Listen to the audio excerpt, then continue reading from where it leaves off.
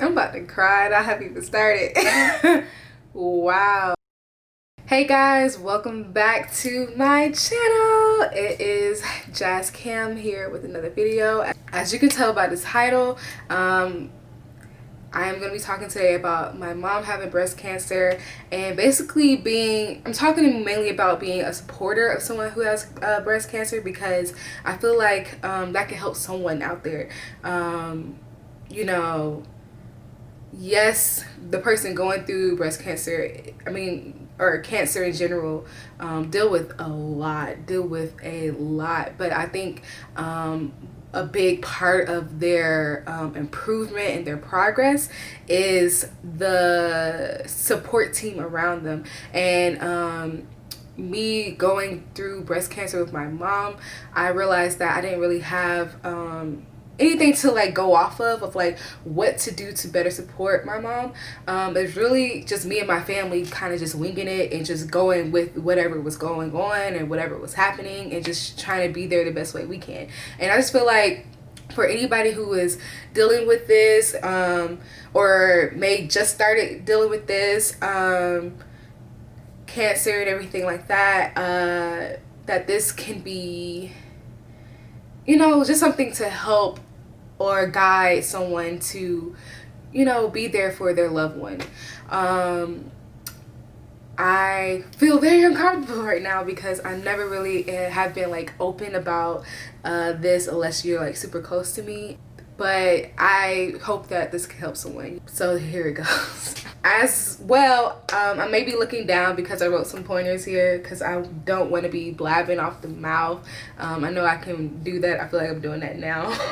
But yeah, so if I look down, I have like a notebook here to help me keep this thing focused on what we're supposed to be talking about. So here we are. So basically, December 4th, 2018, right before Christmas. I remember the date like it was yesterday. I remember the day like it was yesterday.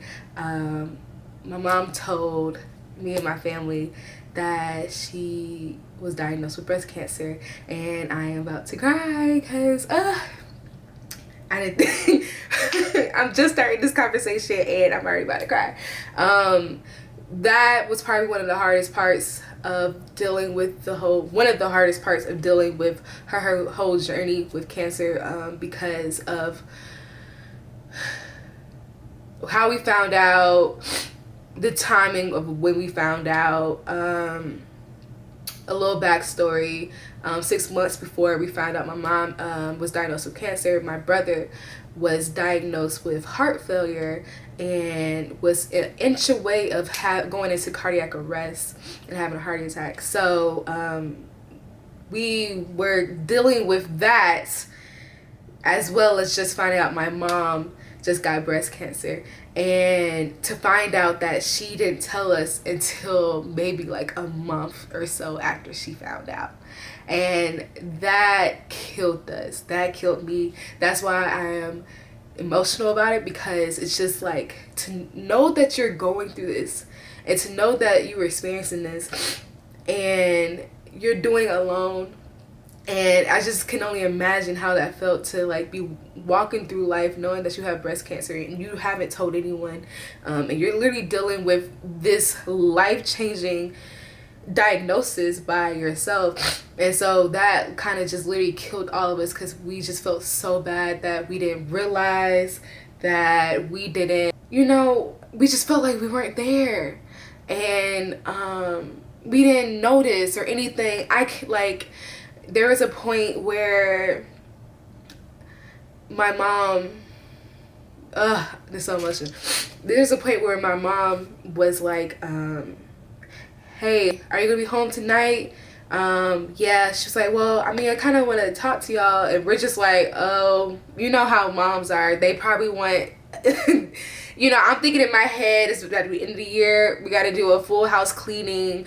We got to do this, do that, do that. That's what she's about to say. So I'm just like dreading this talk. This kept happening maybe for a week, where she was like, oh, you're going to be home? Are you going to be home? Are you going to be home? And she's just saying, okay, all right, okay. And then there was one day, December 4th, we were all at home. So my mom was just like, hey, I need all y'all to come here, come into the living room, gotta talk. And I'm sitting here just like irritated because I'm trying to eat. I'm tired and I'm trying to eat so I can take a shower and go to bed. And I'm like, I don't want to hear what's about to be said because, you know, I'm thinking that we had to do something. And I'm like, okay, I'm too tired for trying to do something else, you know, whatever the case may be. And you cannot have told me at all that was what my mom was about to say, and that she knew for that long, and we just kept blowing it off, and it just hurts so bad that, you know, I have to forgive myself for that time, but it hurts to know that she knew for that long, and she's been trying to tell us, and at this point she didn't know what stage she was in. She didn't know where she was at with it, anything. She just knows that she has breast cancer. She don't know that if she could be I can't even say it, but she didn't know where she was at. And it's just like, I can only imagine the amount of questions she's had in her head during that time, and just distraught. And we were in the house with her the whole time and just going on about our lives, and she had this life-changing situation going on, and it just hurt. And I know I talked too long about this, but ooh, that was the hardest part. It's one of the hardest parts, as far as for me, as far as being a supporter of, you know, my mom. But okay, fast forward January, that's when she started chemo. And we found out, you know, she only has to go every 3 weeks, which was like amazing because, you know, from what I hear, people go every day. And that's what I was thinking my mom had to go through. I'm just like, you can't even work. I don't know what are you gonna do, like, because everybody knows that chemo takes a lot out of you, a lot of your energy. It can, you know, make you open to infections and all types of things. So I'm just thinking, like, you're gonna have to get chemo every day. But we found out she only had to go every 3 weeks, which is still a lot, but she had to go every 3 weeks. Started in January. It started off not bad. She was tired. She, you know, couldn't eat for a little bit, but it started off not bad. And then February start to hit, and that's where it kind of got real. I just want to say my mom is the strongest person ever. Like, people with cancer is the strongest people ever. Like, really, truly, to me, they're literally one of the strongest people to ever live. Because the fact that, like, okay, my mom would get chemo and be dog tired, exhausted, can't eat anything, sleep, pain, and she went and got up and went to work every single day. Every single day she went and got to work. She would get chemo, go straight to work. That whole week she'll go to work and be on the weekends, can't even move from her couch, can't move from anywhere, can't even get up to go get food. Only time she would get up is literally to go to the bathroom, and then go back to work that next Monday, and just would do it like it was nothing, be exhausted and still would do it. It came to a point where she couldn't even drive herself to work. Either me or someone else, one of my family members, would drop her off close to the front, so she can have a short distance to the door, because it just exhausted her. And there's, you know, starting around February, I guess, there was times where I would pick her up from work, and she's just like, she was like, I just kept going to the bathroom. I know this TMI, but if you have somebody who's dealing with cancer, you understand that. But I just kept going to the bathroom. I kept going to the bathroom. I'm just so tired. I'm so tired. I'm like, Mom, like, she's been talking about this for a minute. I'm like, Mom, like, we need to go to the emergency room. Can we please go to the emergency room now? Like, can we go to the emergency room? And this time she was like, I mean, if you don't have nothing to do. And that's my mom. Like, she hates to be a burden on anyone. That's why it took her so long to tell us, because She doesn't want anybody to worry about her or anything. She's just so strong. She likes to handle everything by herself. But she was like, you don't have anything else to do, you know? I'm like, Mom, I don't care. Like, this is your life. We're talking about your health. We're going to the emergency room. What? So we went to the emergency room. Mind you, this is the height of flu season. Okay? Flu season is in. Flu season is strong. And everybody in there pretty much was in there with the flu. Now, y'all know if you got cancer, you're susceptible to anything. And I was so terrified. My mom going in there and these people coughing, the kids who got flu don't know how to not touch anything and don't know how to cover their mouth. Yes, people had masks on, but still it was terrifying. And we would go to the emergency room and they would, oh, she just needs some fluids. She just needs some fluids. She just needs fluids. Come back home. Still same situation. Still feeling horrible. Still going to the bathroom multiple times. Take her back to the emergency room. Still going to work through all this. Take her to the emergency room. And finally we get a nurse. But I think this is the time that I stepped in. I'm like, we've been here and we've been doing this. Is there something else that we can check? Anything? Because fluids is not it. And they finally took the time to actually check something else out and find out she had a whole infection. She had a whole infection, and she's been walking around with this infection for a few weeks. And it's just like, why did y'all not care enough to take that step anyway? Like, y'all can see her charts. She's been to the emergency room I don't know how many times, and I just don't understand. So we found out she had an infection. Once that cleared up, she felt a lot better. She was able to eat again and things like that. Next thing you know, one morning, I'm just waking up. No, I'm woken up by my mom screaming. She's screaming, Jasmine, oh my God, Jasmine. I'm just like, what's happening? Like, jump out my bed, run downstairs, and she's in the bathroom looking at her hair, and her hair is just coming out and just coming out. She's like, Jasmine, my hair, what I'm supposed to do? She's about to head to work. I had to go to class. And she's like, what am I supposed to do? And she's just like trying to hold the tears back because I'm her daughter and she doesn't want to look helpless. But I'm just like, I want to break down so bad. I guess like the shock of her literally losing all that just in chunks. I thought, with chemo it would gradually, get like that. No. Chunks of her hair was coming out in her hand. She wasn't even breaking her hand. She's literally just grabbing and it was just coming out. And then she found out by just combing her hair. She took off her scarf, was combing her hair, and literally just coming out. And literally seen a bald spot. Literally just the day before, hair was full, hair was nice, to a bald spot the next day. And have to go to work. And so we didn't know what to do. I didn't know what to do.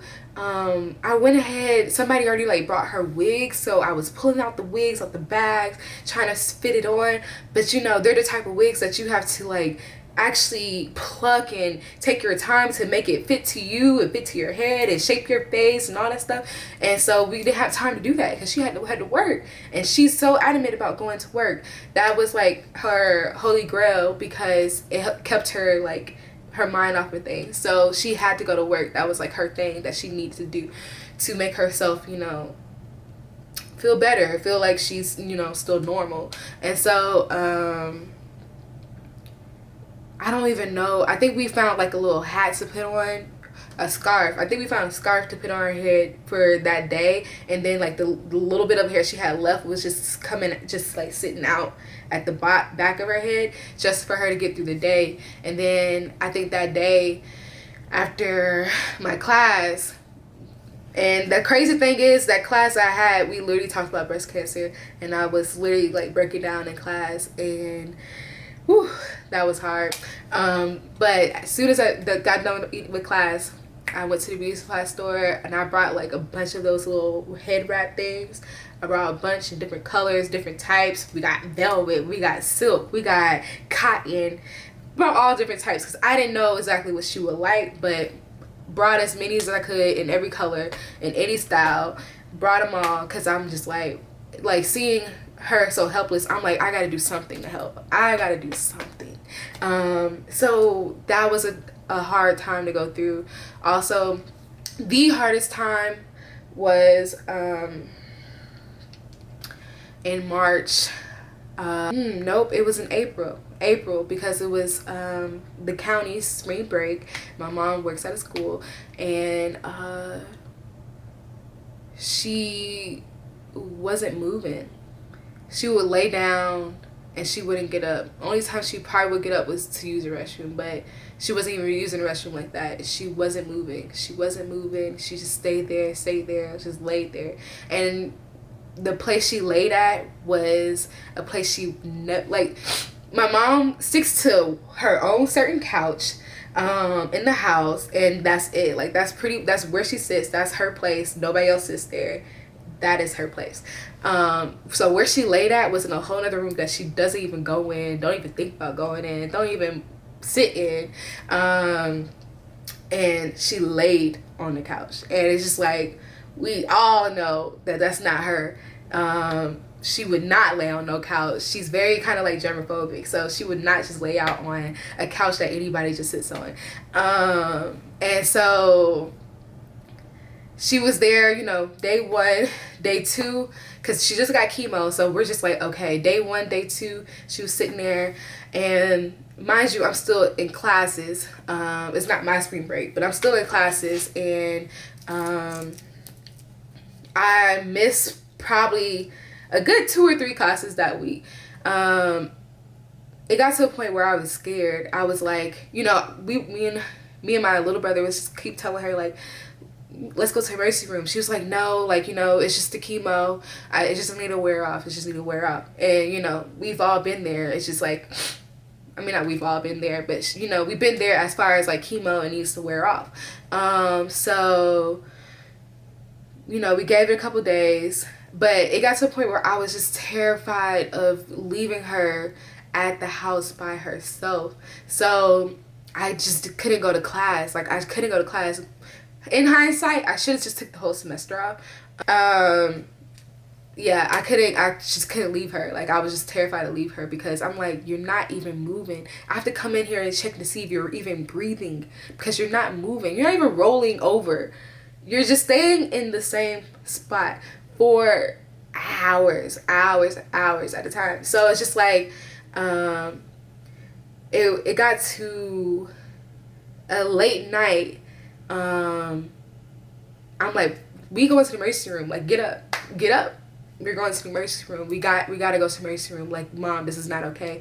And she knew she needed to go, but she had literally no energy to do anything. She couldn't even get herself up. So we got her upstairs. Me and my little brother got her upstairs because she has to take a shower before she goes to the doctor, to the emergency room. Not worried about her life. She has to take a shower. She wants to be clean before she goes inside the emergency room. So we're taking her upstairs to go to her shower, and it took all the energy she had, literally every little bit she had. She told us to just stop, and she just fell to the ground and just laid there and just went to sleep. And we were just like, she gotta go to the emergency room. Like, we've never seen my mom ever do that, ever just be like that. You know, it's just like, it was just like, there's something wrong. And but we let her stay there because, again, if you know my mom, you can't change her mind. You cannot change her mind. She has to make the decision also to make moves. If you try to make moves for her, it's not happening. So we was like, okay, tomorrow, first day, we getting up and we're going to the emergency room. So me and my little brother, again, because we're the only ones in the house, we went to her room. Woke her up. We're like, we're going. She's like, oh, but I need to take a shower. I need to take a shower. We're like, nope, ain't no shower. No, we're not risking you being tired again and you not getting up out of here. And we're like, we're going. She's like, I can't even put on my clothes. Like, I can't even do anything. She had no energy. I'm like, all right, put on her clothes. Me and my brother put on her clothes. And we literally have to pick her up and literally have to carry her to the car. She couldn't even walk by herself. Literally had to carry her to the car to head to emergency room. And I'm just like, Mom, like, you can't even walk. Like, you should know that this is not okay. And so, you know, it's being frustrated because you want your you want your mom to realize, you know, that she's in danger, you know, with her health, and to be like, I need to go to emergency room, instead of just like having to force her. Like, realizing that you can't even walk, that you haven't ate in like days, maybe a week at that point, and you barely use the restroom. So it's just like, come on, we gotta go. And so we got into the emergency room. Of course, it takes forever to get in there. By that night, we got into a room. It got to a point where her muscles are having spasms. They couldn't even get her blood pressure because her arm was spaz out, like just lock up. And I think people have experienced that before, but literally just lock up. And so they couldn't really even get her blood pressure. I had to leave that night because I also had an exam that I had to take. And my mom was just like, go home. My little brother was there. Also, my dad and my other brother was getting off work. They're heading there. So she was like, I'm good. I'm in good hands. Go home. And so, you know, I have a test. I have an exam. I'm like, I have to go home. I'm like, okay, you know, by 3 o'clock, 5 o'clock in the morning, they'll be back home. This is what my mindset is. No. At midnight, 1 o'clock, my brother texted us and was just like, they're transporting her to a whole nother hospital. And we're just like, what? And we're like, what do you mean? Like, what's going on? They're transporting her to another hospital.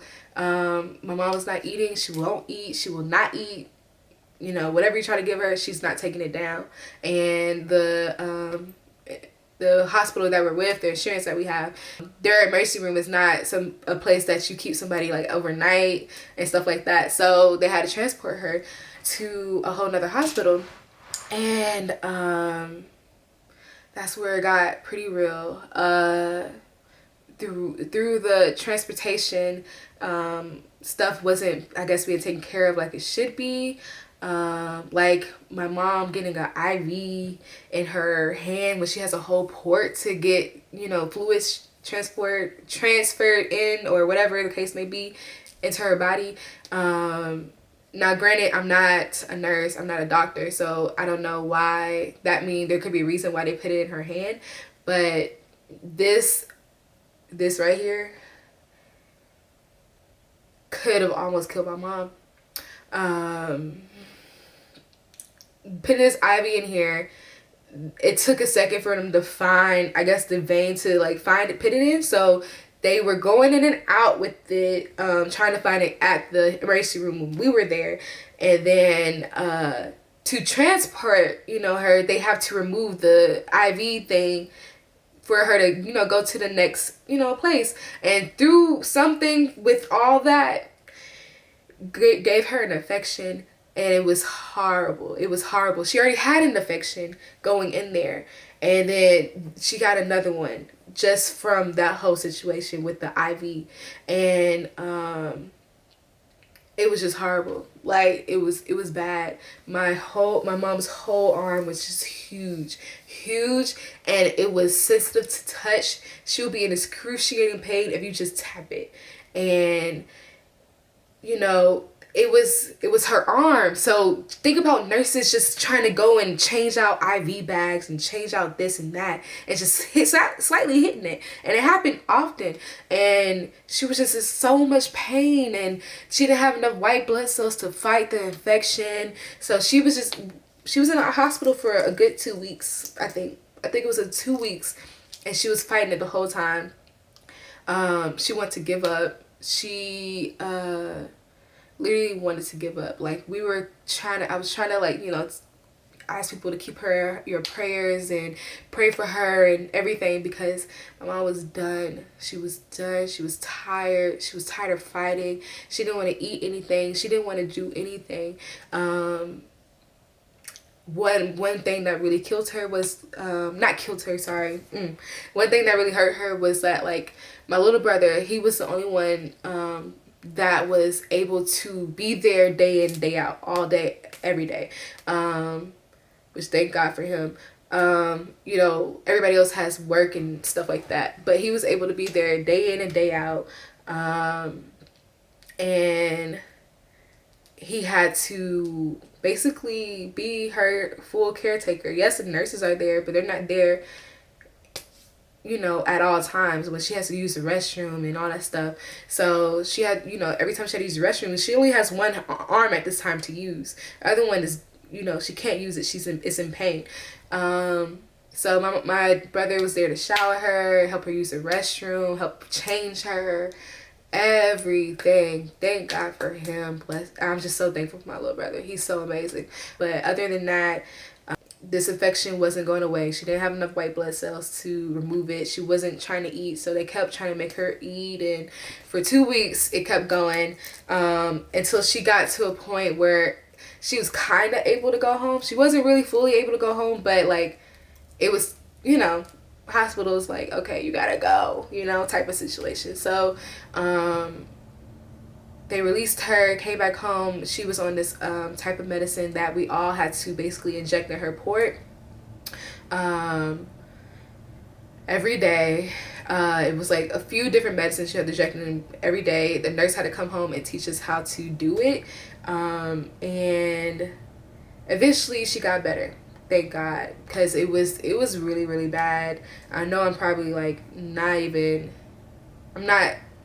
I guess I'm kind of, like, talking about it very chill right now, but it was really bad. Like, it was really bad. I would honestly leave the hospital and go in my car and just break down. Like, go in my car and break all the way down and just cry all the way home, because I'm like, God, please, please, please help her get through this, because she's not helping herself. So, like, it was hard. All right, so I know I've been talking for a long time, but I'm done. That was kind of part of the experience that my mom has went through with cancer, or what we all went through with cancer, with her breast cancer. And this is helping me gear to, like, the tips that I feel like are helpful to be supportive to your loved one who has cancer, especially a parent who has cancer. So basically, tip 1 is the obvious: to support them. Fully support them. Be there for them. Be there for them at all times. To be a caretaker is definitely trying and very testing, but just know that that support helps in the long run. It helps so much. That support can help them push to fight that next day. You know what I'm saying? Another support type of way is being in tune. So being in tune in all types. So being in tune with their body, not your body. Being in tune with their body. Being in tune in their appointments. Listening, asking questions, you know, answering questions at times, because, you know, sometimes, from my experience with being a caretaker for my brother and my mom, they sometimes, like, don't tell the full truth to the doctor, and I'm just like, no, like, you need to tell the full truth. You tell them what you're going through, because that's the only way you're gonna get better. So, you know, being able to answer questions that they not even trying to answer, being in tune with their body, learning their body, learning, you know, when they're just exhausted or when they're when they need to go to the emergency room, when, you know, learning their symptoms, knowing the symptoms that regularly come with chemo, knowing the symptoms that probably is an infection, kind of knowing like how many times they've been to the bathroom is important, kind of pain, aches that comes from chemo,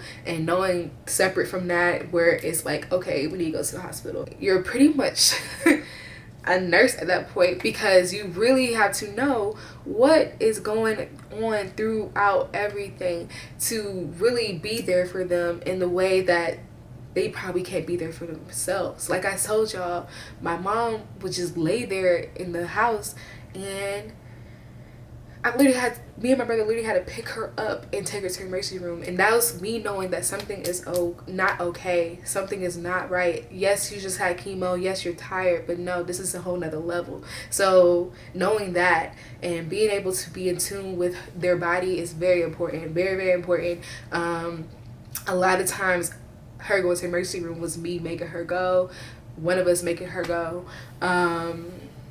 Yeah, so being in tune, ask questions, ask them questions, ask the doctors questions, ask the nurses questions, see what type of medicine they're, you know, partaking in, side effects, as much as you can be in tune with everything. And that helps them so much, because as being the cancer patient, so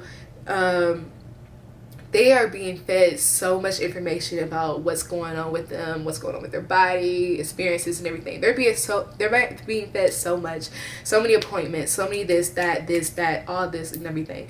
So to have somebody to lean back on, to have that information as well, it relieves them a little bit of a lot of the burdens that they have to take on. So, you know, being able to also hear that information and be able to relay that information, knowing their appointments as well, knowing when their appointments are scheduled as well, will help them a lot. And just knowing that they always have somebody there. Be there, guys. I know I'm hitting my head. Be there. If you, your family, your support team, whoever it is, if y'all can be at every appointment, one of y'all, just at least one of y'all can be at every appointment, that can help a lot. Can help a lot. Me and my mom was just literally talking about her whole cancer experience, and she was just like, one thing that kept her going was that she did not go to, after we found out she had cancer, she did not go to not one appointment by herself at all. We were there at every appointment. One of us was there at every appointment, every chemo treatment, everything. She didn't drive. We drove her to every appointment. She didn't drive at all. So every appointment we were there. And if you know someone who has cancer, they have a lot of appointments. There was one point where we were going across town the same day. She had an appointment at this time, and then an hour later we had to be at a whole nother appointment across town, and we had to just do it. And that's kind of how it is. So just if you have the schedule, have the time to go to every appointment, or have a support team who, if one person go to every appointment with them, and you know, be able to be, again, listen in the appointments, and just be able to relay the message to everyone, so everyone can be on the same page and knowing what is going on with whoever it is, your loved one. Okay, my last couple of points are to randomly just check in. Just randomly check in. Yes, you may live with them. Yes, you may talk to them all the time. Just genuinely check in with them and just be like, you know, are you okay? You know, I know that's so cliche, but no, literally be like, are you okay? Just be there, you know, again, just literally be there, be present with them. Take their mind off of what they're dealing with in any type of way. Find out what they like, what they maybe enjoy, and try to bring that into their life. Now, you know, their taste buds change, and they don't like some of the foods that they used to like. They don't drink some of the drinks that they used to drink. So learning taste buds and just finding, you know, food that they may want to enjoy, because eating is very rare when they, you know, get chemo. They don't like to eat it, you know, they don't want anything. So just finding stuff that they like, and finding things that you can spend time with them on. Just, you know, again, being there and being supportive. Again, my mom loves watching TV. She loves watching reality shows. So, you know, guess what we're doing? We're watching reality shows with her. We have a family show that we all like to watch and we all get into with, so we will watch that. You know, just anything just to help get their mind off what their body is going through and what they are going through and everything like that. So yeah, just check in, see if they're truly okay, because, you know, they don't want to be a burden on anyone. They know that this could take a toll on not just them, but whoever is around them. So just really, you know, let them be comfortable with being vulnerable with you, and being open, and just, you know, being very transparent about what they're going through, because they know the best. You know, dealing with cancer, it can be very, very expensive. Very expensive, you know, even with insurance. We luckily have insurance, and it's still expensive. Thank God the insurance that we have, we're able to change some things around where we didn't have to pay co-payments every time my mom had to go to the doctor. Be there financially for your loved one. That's very important as well, in order for them to get whatever they need: chemo appointments, surgery, medicine. If you can have, you know, some type of fundraiser, some type of anything to help, if that person doesn't really have a great insurance or whatever case may be, you know, it's gonna be important, because it's costly. It's costly. It's financially a burden, but if you guys can help find resources. Also, I'm gonna link some resources down below of like some ways that can help you and your family financially support whoever has cancer. They have ways that pay for chemo, ways to pay for traveling if you need to travel to get to your appointments. They have ways to pay for housing, to be close to where you're getting your treatments done, and all types of things. I'll link it below, and please utilize it if you need it. And if anybody has any more information, please leave it in the comments below to help anyone who may be going through this situation. But yes, if you guys have any more questions for me on anything, or any questions for my mom, please don't be afraid to reach out to me. My social media is also down in the description as well.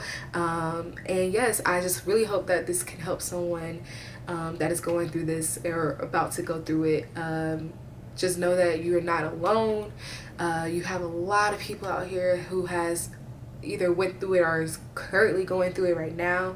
And just reach out, be able to reach out, tell the person who has cancer to reach out, get involved into some groups that are some support groups. Is really important, because honestly, mental health is the thing that's going to save this patient there, because physically they're not there, but mentally, if you can help them be mentally strong and confident that they will get through this, it can help them so much more and help them progress more and improve more.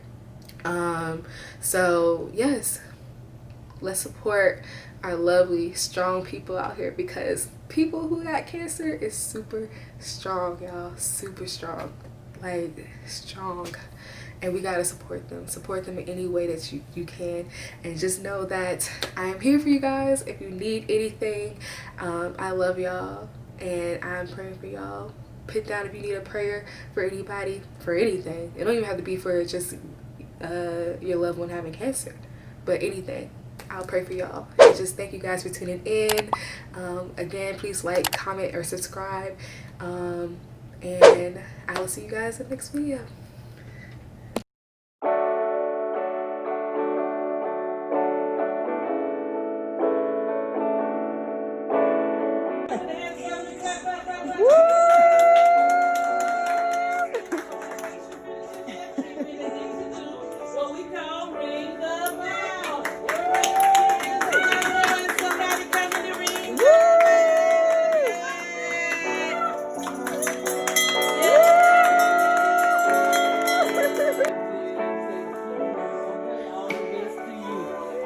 You look. You did a good job.